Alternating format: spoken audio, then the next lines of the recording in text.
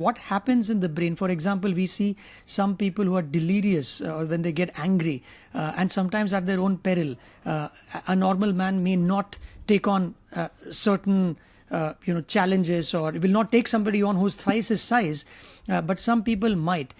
What's happening typically in those people who tend to lose their bearings or other mind more often than others, or can we generalize it?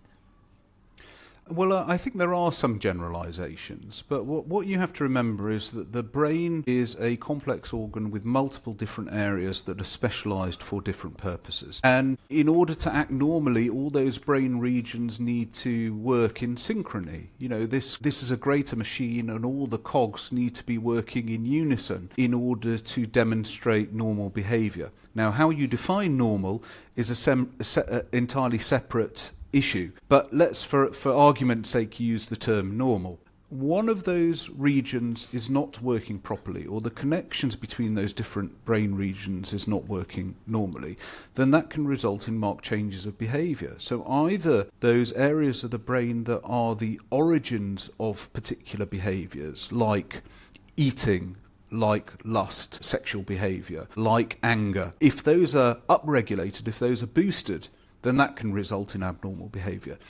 But I talk about in the book this area of the brain which is called the prefrontal cortex, which is the region of the brain that sits basically behind our forehead, above our eyes. And I talk about this brain region as being the seat of humanity. The reason why I describe it in those terms is because this is the region of the brain that is responsible for rational thinking, for planning, for reasoning, and also for reining in antisocial behaviours, for driving pro-social behaviours. So if this area of the brain is underactive or is damaged in some way, then that can give rise to the brakes, the usual brakes of those more primitive areas of the brain that drive things like sexual behaviour, hunger, thirst, these kinds of behaviours and indeed emotions.